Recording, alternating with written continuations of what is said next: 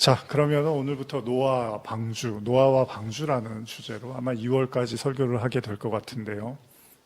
이 말씀들을 좀 함께 나눠보고자 합니다. 사실요, 우리가 보고 있는 이 성경 있잖아요. 하나님의 말씀이 두꺼운 성경이 사실은 놀랍게도 창세기를 이렇게 보면 이제 창세기에서 시작을 하잖아요. 근데 창세기를 1장, 2장 이렇게 2장만 넘기면 이제 3장에 접어들면은 놀랍게도 인간의 죄에 대한 이야기가 나오죠. 그러니까 거의 성경의 거의 시작점에서 인간의 죄에 대해서 이야기하면서 시작한다고 해도 과언이 아닐 정도로 죄에 대한 이야기가 나온단 말이에요. 그리고 아담과 하와가 죄로 인해서 이제 불행한 삶을 살게 되는 이야기를 시작을 하고 있어요, 성경이. 가끔은 우리가 이제 잊고 살 수 있지만 엄밀히 말하면 성경은 사실 인간의 이제 죄의 문제에 대해서 아주 집요하게 다루고 있는 책이기도 합니다. 그래서 우리가 잘 알고 있는 것처럼 아담과 하와가 이제 창세기 3장에서 범죄를 저지르잖아요. 그리고 나서 어떻게 되죠? 이 고달픈 삶이 시작이 되는 거죠. 우리 잘 아는 말씀인데 창세기 3장 17절에서 19절을 한번 같이 읽어볼까요? 아담에게 이르시되 내가 내 아내의 말을 듣고 내가 내게 먹지 말라 한 나무의 열매를 먹었은즉 땅은 너로 말미암아 저주를 받고 너는 내 평생에 수고하여야 그 소산을 먹으리라. 땅이 내게 가시덤불과 엉겅퀴를 낼 것이라. 내가 먹을 것은 밭의 채소인즉 내가 흙으로 돌아갈 때까지 얼굴에 땀을 흘려야 먹을 것을 먹으리니 내가 그것에서 취함을 입었음이라. 너는 흙이니 흙으로 돌아갈 것이니라 하시니라. 창세기에서 갓 3장도 채 끝나지 않은 상태에서 이런 이야기가 등장을 하죠. 그렇습니다. 이렇게 우리 조상 아담과 하와가요, 에덴에서 벗어난 삶을 살게 되죠. 하와 역시도 여자의 고통이 이제 해산의 고통이었죠. 남자에게는 이제 땀을 흘려서 일해야 되는 그런 이야기들이 나오고 있죠. 그러고 보면 우리의 인생이 참 고달픈 이유를요, 멀리서 찾을 필요가 없을지도 모릅니다. 아마도 오늘을 살아가는, 바로 지금을 살아가는 사람들의 마음에 참으로 삶이 피곤하게 여겨진다면, 여러분들이 참 삶이 고달프다, 피곤하다라고 여겨지신다면 아마 그 이유가 바로 여기에 있는지도 모릅니다. 흔히들 우리는 이걸 원죄라고 하죠. 이 원죄 때문에 삶이 고달퍼진 거예요. 아담과 하와 때부터. 그리고 그들이 수고하고 또 이 세상에 생존하기 위해서는 계속해서 피땀을 흘려야 되는 거죠. 그러니까 편안한 삶을 살 수 없는 거예요. 그리고 나서 그러면 이야기가 끝났느냐? 그러면서 한 장을 더 넘기면 4장이죠. 4장을 넘어가니까 더 암울한 이야기가 나옵니다. 그건 뭐냐면 또 다른 범죄가 시작이 되는데 아담과 하와가 진 죄에서 하나 더 발전된 죄가 등장을 하는데 그게 바로 살인에 대한 이야기죠. 창세기 4장 1절에서 2절인데요. 아담이 그의 아내 하와와 동침하매 하와가 임신하여 가인을 낳고 이르되 내가 여호와로 말미암아 득남하였다 하니라. 그가 또 가인의 아우 아벨을 낳았는데 아벨은 양치는 자였고 가인은 농사하는 자였더라. 자, 아담과 하와가 동침해서 가인과 아벨이라는 그 형제를 이제 자녀로 갖게 됐어요. 우리가 상상하기로는 이제 아담과 하와가 죄를 져서 에덴에서 쫓겨났으니까 이제 그들이 힘겹지만은 노력하고 애써서 다시 행복한 가정을 꾸리고 그렇게 해서 화목한 가족의 모습을 좀 기대할 법도 한데 창세기 3장에서 4장을 넘어가니까 오히려 3장보다도 더 심각한 상황이 벌어지더라는 거예요. 다름 아닌 형이 아우를 죽이는 끔찍한 일이 벌어지고 만 겁니다. 여러분들이 잘 아시는 내용이죠. 창세기 4장 3절에서 8절인데요. 한번 읽어볼까요? 세월이 지난 후에 가인은 땅의 소산으로 제물을 삼아 여호와께 드렸고 아벨은 자기도 양의 첫 새끼와 그 기름으로 드렸더니 여호와께서 아벨과 그의 제물은 받으셨으나 가인과 그의 제물은 받지 아니하신지라. 가인이 몹시 분하여 안색이 변하니 여호와께서 가인에게 이르시되 내가 분하여 함은 어찌 됨이며 안색이 변함은 어찌 됨이냐. 내가 선을 행하면 어찌 낯을 들지 못하겠느냐. 선을 행하지 아니하면 죄가 문에 엎드려져 있느니라. 죄가 너를 원하나 너는 죄를 다스릴지니라. 가인이 그의 아우 아벨에게 말하고 그들이 들에 있을 때 가인이 그의 아우 아벨을 쳐 죽이니라.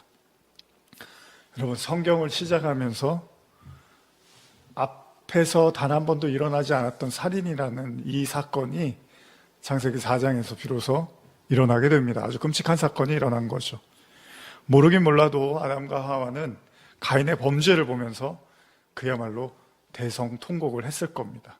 아니, 자신들에 의해서 이제 죄를 져서 에덴에서 쫓겨났는데, 그래서 낳은 자식이 더 큰 죄를 짓고 만 거예요. 살인이라는 걸 저지른 거죠. 전혀 생각지도 못했던 일이 벌어진 겁니다. 그렇습니다. 죄는 아담과 하와에서 멈추지 않고 마치 가속이 붙듯이 더욱더 강력하게 나타나고 만 것입니다. 아마도 그제야 비로소 아담과 하와는요, 자신들이 저지른 범죄가 얼마나 큰 죄였는지를 생각했는지도 몰라요. 왜냐하면 가인과 아벨의 싸움이지만, 가인의 살인이었지만 부모 입장에서는 너무 이거는 마음이 아픈 일이잖아요. 그쵸? 내 자녀가 이런 일을 저질렀다는 게 너무나 이제 큰 충격이 됐을 거예요. 그의 범죄로 인해서 자신의 부모였던 가인이요, 놀랍게도요, 아담과 하와가 들었던 그 징계의 말씀을 또 똑같이 듣습니다. 가인에게 하나님이 뭐라고 하시냐면 창세기 4장 12절에서 13절인데요. 내가 밭을 갈아도 땅이 다시는 그 효력을 내게 주지 아니할 것이요 너는 땅에서 피하며 유리하는 자가 되리라. 가인이 여호와께 아뢰되 내 죄버린 지기가 너무 무거우니이다. 이것이 아담의 식구들에게 일어난 일이에요. 창세기를 비록 불과 4장밖에 넘기지 않았는데 이런 일들이 막 일어나고 있는 거예요.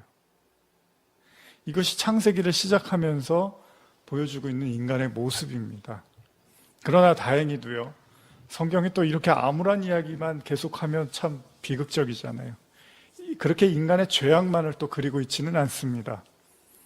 아들 아벨을 잃고 가인의 죄악으로 무척이나 힘들어했을 아담과 하와는요, 다시 동침을 하게 되고 그들은 또다시 자녀를 얻게 됩니다. 그리고 성경은 이렇게 기록하는데요. 창세기 4장 25절 26절입니다. 아담이 다시 자기 아내와 동침하매 그가 아들을 낳아 그의 이름을 셋이라 하였으니 이는 하나님이 내게 가인이 죽인 아벨 대신에 다른 씨를 주셨다 함이며 셋도 아들을 낳고 그 이름을 에노스라 하였으며 그때의 사람들이 비로소 여호와의 이름을 불렀더라. 아담과 하와는요, 아벨을 대신할 셋이라는 아들을 낳게 됩니다. 그리고 그 셋은 또 에노스라는 아들을 낳게 되는 거죠. 그러니까 할아버지가 된 거죠. 아담과 하와가 할아버지 할머니가 된 거예요. 근데 이 에노스를 낳았을 때 다행히도요, 창세기 4장은 이 에노스가 탄생했을 때 비로소 하나님을 불렀다라고 기록을 하고 있습니다. 불렀다는 건 이제 하나님을 자꾸 경외했다는 거잖아요. 그렇습니다. 분명히 인간의 죄악이 있었습니다. 그로 말미암아 죄의 번성도 있었지만 동시에 하나님은 하나님을 경외하는 사람들을 또 다시 태어나게 하시고 보내셨다는 거예요. 그리고 나서 창세기 5장으로 넘어가면서 이제 아담과 하와의 자손들의 족보가 이제 막 기록이 되어 있죠. 그리고 여기서 다행히도 또 좋은 이야기, 정말 암울하고 죄의 이야기만이 아니라 또 하나님을 경외하는 사람이 또 나타나죠. 누구죠? 바로 에녹입니다. 창세기 5장 21절에서 24절인데요. 에녹은 65세에 무드셀라를 낳았고 무드셀라를 낳은 후 300년을 하나님과 동행하며 자녀들을 낳았으며 그는 365세를 살았더라. 에녹이 하나님과 동행하더니 하나님이 그를 데려가심으로 세상에 있지 아니하였더라. 아담과 하와 이후로요, 수많은 자손들이 등장을 하는데 살았다가 사라져가고 또 태어나고 또 사라져갔죠. 그러나 그들에 대한 세세한 기록은 없지만 여러 가지로 봤을 때 또 죄를 짓고 또 그런 죄의 모습으로 살다 갔을 수도 있고 또 반대로 또 하나님을 경외하는 모습으로 살다 갔을 수도 있겠죠. 어쨌든 간에 어떤 모양으로든지 간에 또 죄는 아마 번성하고 있었을 거예요. 그러나 성경은요, 그렇게 세상이 죄로 물들어갈 때 하나님이 또 좌시하고 계시지만은 않습니다. 그것이 바로 에녹의 탄생이죠. 아까 에노서도 그랬고요. 하나님이 아무리 어두운 세상이고 죄가 들끓는다 하더라도 하나님은 그 속에서 또 당신의 사람을 보내서 살게 하시고 그 속에서 하나님을 경외하게 하고 주변 사람들에게 하나님을 증거하게끔 하신다는 겁니다. 그리고 바로 창세기 6장, 바로 오늘 우리가 보고자 하는 노아에 대한 이야기죠. 드디어 이제 노아가 등장을 합니다. 근데 노아가 등장하는 시점이 어떤 시점입니까? 우리가 지금 나눈 것처럼 아마 노아가 꼭 등장을 해야만 했던 시점으로 봤을 때는 좋은 상황이 아니었던 것으로 보여요. 그렇죠? 한번 읽어보겠습니다. 창세기 6장 1절에서 2절입니다. 사람이 땅 위에 번성하기 시작할 때 그들에게서 딸들이 나니 하나님의 아들들이 사람의 딸들의 아름다움을 보고 자기들이 좋아하는 모든 여자를 아내로 삼는지라. 창세기 6장을 이제 시작을 합니다. 이제 오늘 우리가 나눌 내용이기도 한데요. 자, 느닷없이 사람들이 이제 번성해 갔다. 사람들이 많아졌죠. 땅 위에 인간이 많아지기 시작했는데 동시에 무슨 딸에 대한 이야기를 갑자기 하고 있어요. 그들에게서 딸이 났대요. 근데 여기 보면 좀 난해한 게, 그럼 마치 그동안 성경은 여자들이 없다가 갑자기 6장에 들어서면서 여성들이 등장하는 것처럼 이렇게 오해할 수 있도록 보여주는데 이게 말이 안 되죠. 그죠? 왜냐하면 사람이 생육하고 번성하려면 반드시 남자와 여자가 있어야 된단 말이에요. 그럼 그동안은 여자가 없었던 게 아닌데 갑자기 딸이 등장했다. 이렇게 이야기를 합니다. 그리고 나서 하나님의 아들들이 사람의 딸들을 좋아해서 아내로 삼았다라는 말이 나옵니다. 이 의미가 뭘까요? 한번 우리 창세기 6장 2절을 다시 한번 현대어로 읽어볼까요? 하나님의 아들들이 사람들이 낳은 딸들을 보니 그렇게 아리따울 수 없었다. 그래서 그들은 자기 마음에 드는 여인들을 각각 아내로 맞아들여 혼인하였다. 여기 현대에서는 이제 하나님의 아들들 할 때 신의 아들들, 하나님의 아들들 이렇게 할 수도 있다. 이렇게 써 있는데요. 어쨌든 이 구절과 관련해서 제가 주석도 봤지만은 여러 가지 견해들이 있는데 우리가 이제 일반적으로 이해할 수 있는 건 하나님의 아들들이라고 표현한 이 내용은 이렇게 보시면 됩니다. 하나님을 경외해야 되는 사람들, 하나님을 믿고 경외하고 하나님의 사람으로 살아야 되는 그들이 하나님을 경외하지 않고 하나님을 경외하지 않는 자들과 이 혼인을 의미한다고 볼 수 있다는 거죠.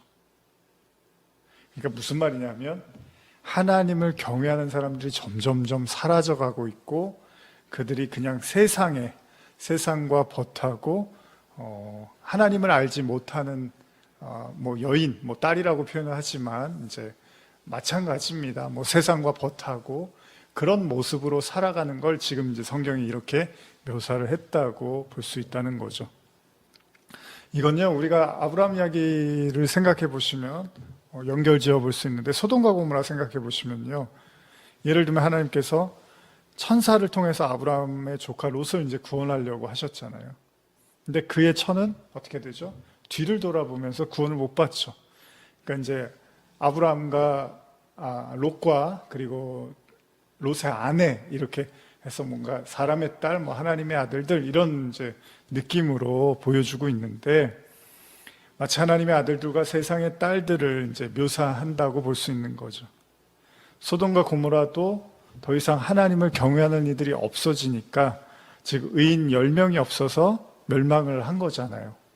마찬가지로 지금 창세기 6장도요. 지금 그런 거예요. 하나님의 아들들, 하나님의 사람들이 타락하면서 더 이상의 의인이 사라져가고 있음을 보여주고 있다는 겁니다. 3절은 이런 세상에 대한 하나님의 이제 결정이 기록이 되어 있는데요. 창세기 6장 3절도 읽어볼까요? 여호와께서 이르시되 나의 영이 영원히 사람과 함께하지 아니하리니 이는 그들이 육신이 됨이라. 그러나 그들의 날은 120년이 되리라 하시니라. 현대로 한번 더 읽어드릴게요. 그러자 여호와께서 이런 말씀을 하셨다. 사람은 어차피 쓰러질 수밖에 없는 살덩이에 지나지 않으므로 내 숨결이 영원히 사람과 함께하지는 못할 것이다. 또 영원히 함께하도록 하지도 않을 것이다. 사람의 목숨은 길어야 120년밖에 안 될 것이다. 가만히 읽어보면 굉장히 무시무시한 구절이죠. 이 구절은 일반적으로 하나님이 사람과 영원히 함께하지 않겠다는 표현인데 그 이유는 왜요? 그들이 육신이 되었다는 거예요. 다시 말하면 하나님이 영이시라면 영이신 하나님을 거부한 인간이 온전히 육신을 쫓아서 육신적인 삶을 살게 됐다. 그러니까 완벽하게 하나님하고 차단된 삶을 살았다라고 이해하시면 되는 거죠. 그러니까 당시의 모든 인간이요, 더 이상 하나님과 함께 할 수 없는 상태, 하나님을 원하지도 않고 찾지도 않고 필요로 하지도 않고 오로지 육신적인 세상의 딸이라고 표현을 한 건데 그 세상에 흠뻑 취해서 살고 있더라는 거예요. 더 이상 하나님을 찾는 자들이 없다는 거죠. 이 말씀은요, 뱀의 말을 들은 하와를 연상케 할 수도 있는데요. 이제 사람의 딸이라는 표현에서 하와가 이제 뱀의 말을 듣고서 이제 죄가 관영하잖아요. 그렇게 된 것처럼 그 당시에 노아의 때가 이제 완전한 그 하나님을 버린 상태의 어떤 세상이었다라고 보는 거죠. 완전히 육신적인 것만 추구하는 거예요. 영적이지가 않다라는 거죠. 하나님을 아예 찾지 않는다는 거죠. 이것은 이제 곧 오게 될 인간에 대한, 그러니까 하나님이 하시게 될 심판을 이제 내포하고 있는 거죠. 그렇죠, 여러분. 하나님이 세상을 창조하셨는데 하나님이 왜 세상을 창조하셨습니까? 하나님과 교제하고 하나님을 가르쳐 주시고 깨닫게 하시고 그 하나님의 영광을 나타내시기 위해서인데 전혀 그 하나님의 관심이 없는 거예요.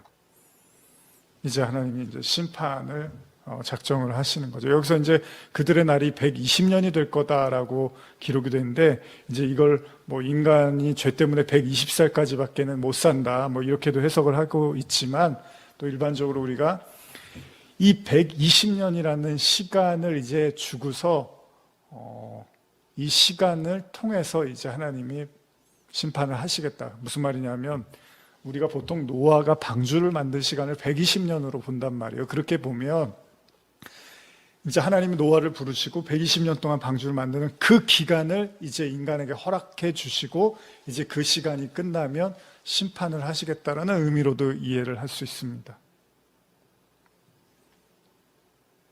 영적인 삶이 아니라 오로지 육신적인 삶에 치중해 사는 인간들에게 하나님께서 허용하시는 마지막 시간이 120년이라는 거예요. 물론 지금 우리에게 120년은 굉장히 긴 시간이죠. 그러나 이 당시에는 이제 더 오래 살았었으니까요. 이 120에 대한 사실은 여러 가지 해석들을 또 할 수 있습니다. 그러나 중요한 사실은 뭐냐면 그 당시의 상황이 더 이상 하나님이 봤을 때 희망이 없는 세상으로 보였다는 거예요. 그게 중요한 거죠. 죄가 가득 차 있고 영적이지 않은 오로지 육신적인 삶을 추구하는 자들의 이제 모임으로 완성이 되는 거죠. 의인 10명이 없으면 소돔과 고모라가 멸망하듯이 하나님을 찾는 사람들이 없으면 이제 육신의 삶을 사는 거니까 이제 하나님의 심판이 그들을 기다리고 있었다는 겁니다. 소돔과 고모라 때도 그랬던 것처럼요. 창세기 6장은 무언가 대대적인 하나님의 심판을 기다리는 그야말로 위험한 상황에 도달했다는 거예요. 120년이라는 시간이요. 정확히 심판 때까지의 시간인지 혹은 또 다른 의미가 있다 하더라도 중요한 거는 하나님께서 실제로 내가 이제 심판을 해야겠다라고 결정하시고 실제로 노아를 부르시고 아주 오랜 시간을 노아에게 방주를 만들게 하셨다는 거예요. 그 얘기는 기다리고 인내하셨다는 겁니다.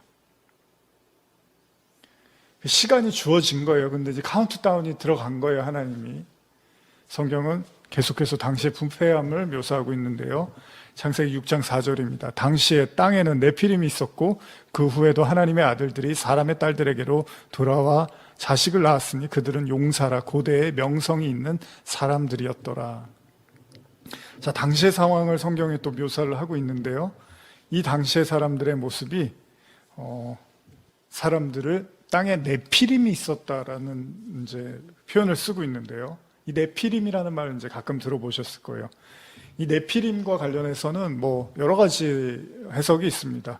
보통 뭐 타락한 천사가 땅에 내려왔다라는 그런 설부터 해서 온갖 어떤 그 신비로운 뭐 거인이다, 뭐 여러 가지 어떤 의미로 이제 해석하고 이해할 수 있는데요.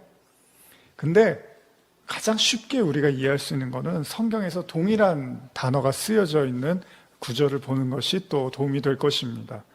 그게 어디냐면 이스라엘 백성들이 가나안 땅을 출애굽하고 가나안 땅을 들어갈 때 가나안 땅에 혹시 이제 어떤 땅인지를 정탐꾼을 보내고 그때 이제 정탐꾼들이 가나안 땅의 사람들을 묘사를 하잖아요.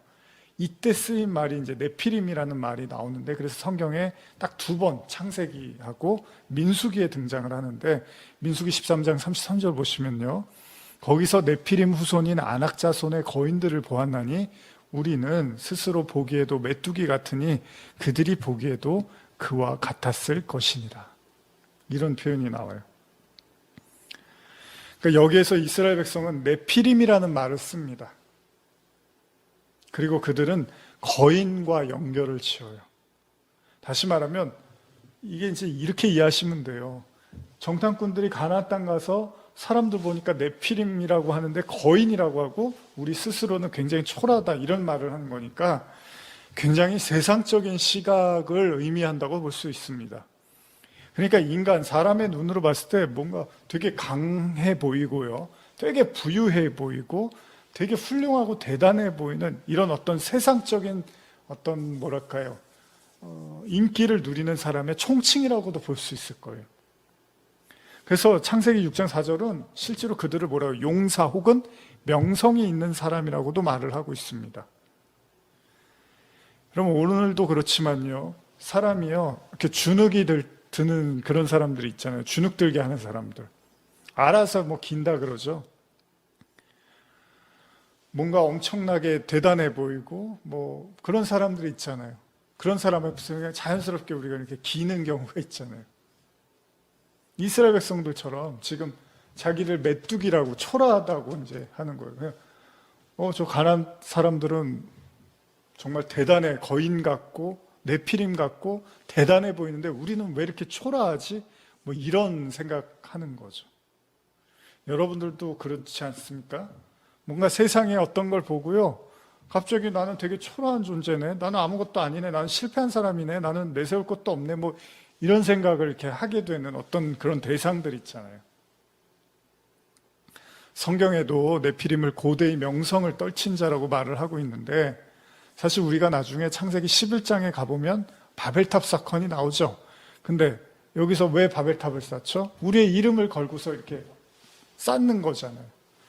그러니까 자신들의 어떤 이름을 나타내고 드러내기 위해서 그런 어떤 노력과 행위들을 하는데 그들을 고대 용사라고도 하고 또 명성이 있는 사람이다라고 기록을 하고 있는 거예요. 그런데 하나님이 그걸 칭찬하는 게 아니라 하나님 보시기에는 당시의 세상이 스스로의 이름을 온 천하에 알리면서 그런 부와 권세와 그런 것들을 내세우면서 사람들을 꼼짝 못하게 만들려고 하는 세상을 마음대로 주무를 수 있게 할 수 있는 그런 어떤 강력한 힘을 보여주고자 하는 그런 자들로 가득 차 있었다는 겁니다.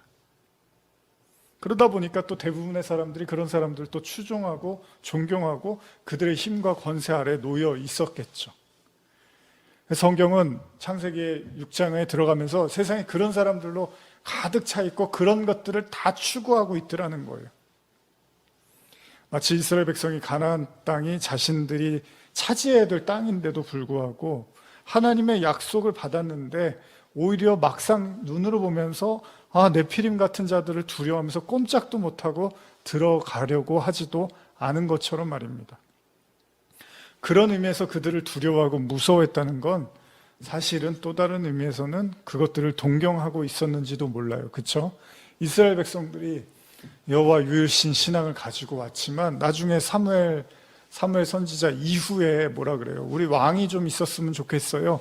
세상 다른 나라들은 다 왕이 있는데 왜 우리는 없어요? 이러고 있잖아요. 그러니까 마치 자기네들은 하나님을 잘 믿고 하나님에 대한 자부심을 갖는 것 같지만 그러면서도 항상 그들이 두려워했잖아요. 우상 숭배도 하고 그거는 그 동경하는 마음도 있었다는 거잖아요. 그러다 보니까 나중에는 실토를 해요. 우리도 왕이 있었으면 좋겠다고. 근데 우리가 알고 있는 다니엘서를 보시면 다니엘은 어떻죠? 비록 그가 바벨론 포로로 잡혀가요. 아주 초라한 신세예요. 근데 왕 앞에서도요, 당당하게 뭐라 그래요? 진미를 준단 말이에요. 왕의 진미를 주는데 거절을 해요, 다니엘이. 그렇죠? 뜻을 정하여 거절해요. 나는 그런 왕의 진미를 먹지 않겠습니다. 그리고 나는 그냥 물과 그리고 그냥 야채만 먹겠습니다. 그런데 나중에 얼굴이 그냥 환해요, 얼굴빛이. 왜요? 다니엘은 그런 걸 추구하지도 않고 동경하지도 않았고 그냥 그가 두려워하는 건 오로지 하나님 한 분이었습니다. 아마도 노아 당시의 세상이나 오늘날이나 크게 달라 보이지가 않습니다. 그러기도 한 것이요. 예수님이 일찍이 이런 말씀을 하셨죠. 우리 잘 아는 말씀인데 마태복음 24장 37절에서 39절입니다. 노아의 때와 같이 인자의 임함도 그러하리라. 홍수전에 노아가 방주에 들어가던 날까지 사람들이 먹고 마시고 장가들고 시집가고 있으면서 홍수가 나서 그들을 다 멸하기까지 깨닫지 못하였으니 인자의 임함도 이와 같으리라. 인간의 죄와 탐심은 네피림을 동경하고 거인, 성공한 자, 부유한 자, 똑똑한 자, 권력자, 명성을 날리는 그런 사람들을 바라보면서 자신들의 마음과 생각을 다 빼앗기고요. 그냥 동경하는 거예요, 그냥. 저렇게 됐으면 좋겠다. 저 사람들이 하는 얘기들은 다 맞을 거야. 세상에서 유명하고 성공한 자들, 나도 저렇게 됐으면 좋겠다. 그렇게 쫓아가고 따라가는 거죠. 그렇기 때문에 이스라엘에 하나님의 아들이 직접 오셨는데도 어떻죠? 예수를 제대로 알아보는 인간이 하나도 없었어요. 그죠? 왜요? 이미 세상 속에 깊이 빠져 있었던 거예요. 하나님이 물론 아들을 보내신 이유도 그래서 보내시긴 한 거지만 알아보는 이들이 없는 거예요. 본인들은 하나님을 너무나 사랑하고 말씀에 푹 빠져서 산다고 생각했는데 하나님은 그게 아니었던 거예요. 너희들은 이미 세상에 깊이 빠져 있었다라고 말씀을 하시는 거죠. 어쩌면요, 여러분, 비가 내리고 홍수가 덮지 않는다 하더라도요, 사람들은 이미 세상이라는 거대한 바다에 깊이 빠져 있는지도 몰라요. 하나님은 결국 이런 세상을 향해서 다음과 같이 말씀하십니다. 창세기 6장 5절에서 6절인데요. 여호와께서 사람의 죄악이 세상에 가득함과 그의 마음으로 생각하는 모든 계획이 항상 악할 뿐임을 보시고 땅 위에 사람 지으셨음을 한탄하사 마음에 근심하시고. 드디어 하나님이 한탄을 하십니다. 사실 예전에는 이 부분이 잘 이해가 안 갔어요. 하나님이 왜 탄식을 하시지? 하나님 만드셨잖아. 이런 생각도 했지만 하나님은 인간의 그 죄로 가득한 모습을 보고 탄식하시고 근심하셨다고 성경에 기록되어 있습니다. 그리고 인간의 생각과 계획이 항상 악하다고 말씀을 하십니다. 여러분, 이런 말씀들을 진지하게 생각해 볼 필요가 있습니다. 여러분들이 지금 계획하고 계시는 일들, 여러분들이 생각하시는 그 일들이 항상 옳고 바르다라고 생각하셔서만은 안 됩니다. 그건 우리 생각이고요. 하나님은 그렇지 않을 수도 있다는 거예요. 항상 우리가 조심해야 될 것이 노아의 방주 사건에서 이제 앞으로도 제가 설교를 해 나가겠지만 노아의 방주 사건에서 살아남은 사람들이 노아의 식구밖에는 없었습니다. 노아하고. 그 나머지 사람들은 아예 방주를 탈 생각조차도 하지 않았습니다. 그럼 여러분들이 그때 사람들이 정말 나쁘고 추악하고 항상 못된 짓만 하고 막 다 그랬을 거라고 생각하지 않잖아요. 어디를 가든 좋은 사람도 있고 나쁜 사람도 있고 좋은 일도 있고 나쁜 일도 있고 인간사가 다 비슷비슷하잖아요. 그런데 하나님의 심판의 기준은 그런 게 아니었던 거잖아요. 진짜 못된 사람이었으면 노아가 방주도 못 만들었겠죠. 괴롭혀서. 근데 그렇지가 않잖아요. 하나님이 보셨을 때는 그 모든 생각과 계획이 다 악했다는 겁니다. 과연 오늘을 살아가는 우리는 어떨까요? 과연 지금 우리가 가고 있는 이 세상이 가고자 하는 방향과 계획이 정말 하나님 보시기에 정직한 걸까요? 노아의 때나 지금이나 예수님 당시에도 그랬지만 다 똑같다 그러셨어요. 인자의 임함도 다 똑같다. 노아의 때나 지금이나. 만약 그렇게 죄악이 가득한 세상을 우리가 살고 있다면 우리가 생각하고 걸어가는 이 길이 과연 올바른 길일까요? 과연 오늘날 우리가 가는 길은 괜찮다고 말할 수 있을까요? 그것이 개인이든 사회든 세상이든 정말 우리가 잘 가고 있는 거냐는 거예요. 가끔 기본에 충실해야 된다는 생각을 할 때가 있습니다. 가만히 생각해 보시면 여러분, 지금 뭐 코로나 때문에도 뭐 전 세계가 아주 뭐 왁작지껄 하잖아요. 인류의 고난, 인류의 비극이 어디서 시작됐죠? 그렇습니다. 아까 우리가 읽은 것처럼 창세기 2장 이제 넘어가고 석장째에서 아담과 하와가 범죄하고 바로 비극이 시작이 됩니다. 그럼 여러분 한번 잘 생각해 보세요. 아담이요, 에덴에서 쫓겨나요. 하나님한테 죄를 져서. 그리고 하나님이 또 가인을 또 쫓겨나게 하시고 그의 죄를 이제 드러내시는 거죠. 범죄한 인간의 모습이 그렇습니다. 그럼 여러분 어떻게 해야 되죠? 범죄한 인간이 가야 할 지점은 어디죠? 너무 명확하죠. 우리가 기독교 세계관을 가졌으니까 우리는 모든 인간이 다 하나님이 지으셨다고 믿고 있고 모든 역사의 주관자가 하나님이라면 그리고 모두가 다 아담과 하와의 후손이라고 우리가 믿고 있다면 그 처음에 잘못된, 처음에 시작된 그 비극의 그 지점이 바로 죄라면 그 죄 때문에 파생된 모든 인류와 역사와 모든 이 세상이라면 당연히 인간이 가야 될 길은 그 죄로부터 다시 하나님께로 나가야 되는 거잖아요. 에덴으로 돌아가야 된단 말이에요. 쫓겨났으니까. 여러분 부모님이 쫓아내면 그 진짜 나가라고 하는 게 아니잖아요. 다시 들어오라 그러는, 죄를 깨닫고 다시 들어오라는 거잖아요. 어렸을 때 뭐 엄마 아버지들이 나가! 그럴 거면 나가! 그럼 진짜 나가서 너 마음대로 살란 얘기가 아니잖아요. 잠깐 나가서 생각하고 뭐가 잘못된지 알고 다시 들어오라는 얘기잖아요. 근데 이 범죄가 왜 문제가 되냐면 그렇게 쫓겨난 인간들이 내가 왜 이렇게 고난과 어려움을 살 수밖에 없는지를 깨닫고 하나님을 부르고 찾아야 되는 그 방향으로 가야 되는데 그렇게 쫓겨나고 나서 세상에서 부자가 되고 용사가 되고 명성을 날리고 진짜 이제 하나님하고 맞짱이라도 뜰 만큼의 이제 골리앗 그러잖아요. 골리앗이 막 하나님을 막 욕하잖아요. 그렇게 거인이 돼서 네피림의 삶을 추구하더라는 거예요. 그리고 또 사람들이 그걸 다 동경을 하는 거예요. 그래서 세상을 개발하고 발전시키고 그렇게 해서 높은 바벨탑을 쌓는 거잖아요. 창세기 때부터. 그 바벨탑 왜 쌓겠어요? 뭔가 그래 우리 식대로 우리의 마음, 우리의 뜻을 모아 우리의 지혜를 모아서도 얼마든지 잘 살 수 있다는 걸 온 천하에 보여주자. 하나님한테도 보여주고 온 천하에 보여주자는 거 아니에요. 그러니 하나님이 보셨을 때 그게 기특하고 대견하시겠습니까? 한 방에 무너뜨리시잖아요. 바벨탑을. 아예 못 쌓게 하시죠. 사실은 우리가 기본에 충실할 필요가 있습니다. 인간의 삶의 이유와 목적은 딱 하나입니다. 하나님께 돌아가는 거거든요. 그걸 우리가 회개라고 하는 거잖아요. 유턴하는 거잖아요. 돌아가는 거예요.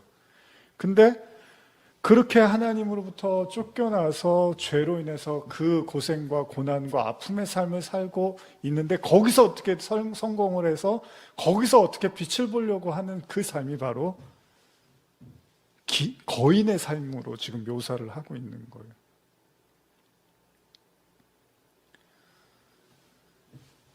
그렇기 때문에 하나님이 더 이상 이제 존재해야 될 이유가 없는 거죠.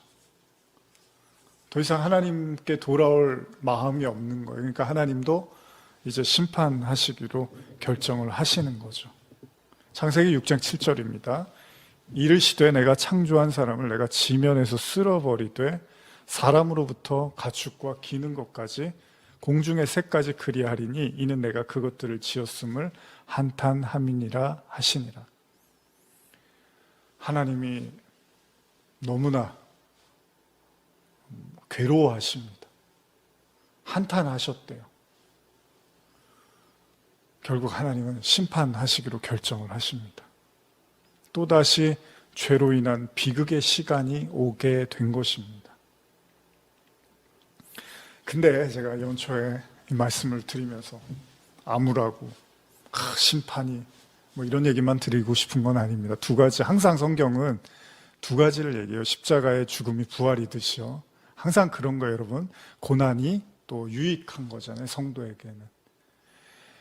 하나님이 이렇게 세상을 보고 안타까워하고 너무 가슴 아파하시고 결국 이제 심판하실 수밖에 없는 상황에 이제 딱 놓여집니다. 근데 그 심판도 바로 하시는 게 아니에요. 아까 우리 나눈 것처럼 120년이라는 시간을 또 주시는 거예요. 시간을 또 주셔요. 물론 아무도 돌아오진 않습니다. 어쨌든 간에 그런 가운데서 하나님이 한 사람을 부르시는 거예요. 아무리 세상이 어둠으로 가득하고 죄로 가득하고 희망이 없어 보이고 모두가 다 한 방향을 향해서 가는 것처럼 보이지만 하나님은 또 반드시 하나님의 사람을 남겨두시는 거죠. 왜냐하면 그 한 사람이 존재하지 않으면 진짜 세상은 끝인 거예요. 그렇죠?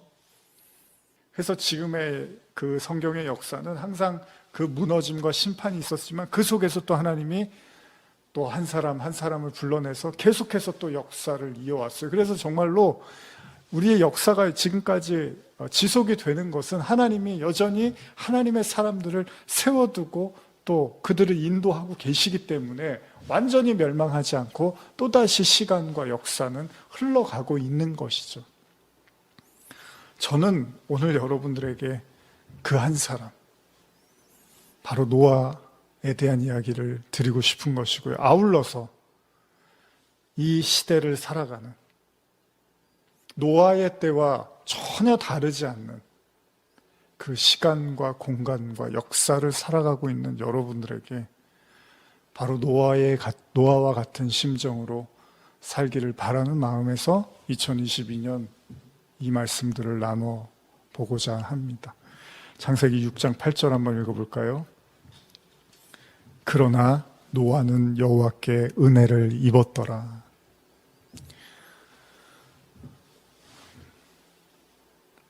모두가 육신의 삶, 그러니까 육체적인 삶, 하나님을 찾지 않는 영의 삶이 아니라 육신의 삶을 향해서 가고 있을 때 하나님은 하나님의 뜻을 온전히 받들어서 그 뜻대로 살 수 있도록 한 사람을 부르신다는 거예요. 그가 바로 노아였습니다. 올 한 해 여러분들의 이름을 여기에다 넣으면서 그러나 누구누구는 여호와께 은혜를 입었더라. 아무리 세상이 망가지고 혼탁해지고 전혀 예측할 수 없는 상황들이 오고 정말 죄로 이런 죄가 없을 정도로 하지 말아야 될 그런 일들과 그런 상황들이 벌어진다 하더라도 모두가 명성을 쫓고 모두가 거인을 쫓고 모두가 세상의 부에 빠져 있고 만몬에 빠져 있고 그렇게 이 세상이 정말 하나님의 심판을 정말 기다리는 듯한 그런 시간들이 온다 하더라도 그러나 여러분들은 여호와께 은혜 입은 자로 사시기를 간절히 바랍니다. 이제 앞으로 계속해서 말씀을 통해서 정말 우리가 이 노아의 때처럼 오늘날 우리의 시대를 살아가면서 또 어떤 믿음과 마음으로 살아가야 할지를 좀 더 진지하게 나눠보고자 합니다. 같이 기도하시겠습니다. 하나님 아버지, 세상에 죄로 인해서 어둠과 또 심판이 기다리고 있을 때 하나님은 또 하나님의 사람을 부르십니다. 그리고 그 어둠의 세상에서 빛을 발할 수 있도록 또 하나님의 마음을 전할 수 있도록 또 하나님의 뜻과 비밀을 알게 하십니다. 오늘 이 말씀을 듣는 성도들이 바로 노아처럼 은혜를 입은 자가 되게 하여 주시옵소서. 올 한 해 은혜 입은 자로 세상이 가는 그 방향에 발맞춰서 따라가는 것이 아니고 동경하고 거기에 흠뻑 취해서 빠져 사는 것이 아니라 하나님과의 은혜를 입은 자로 다니엘처럼 그렇게 여호와를 경외하며 살게 하여 주시옵소서. 감사드리며 예수님의 이름으로 기도합니다. 아멘.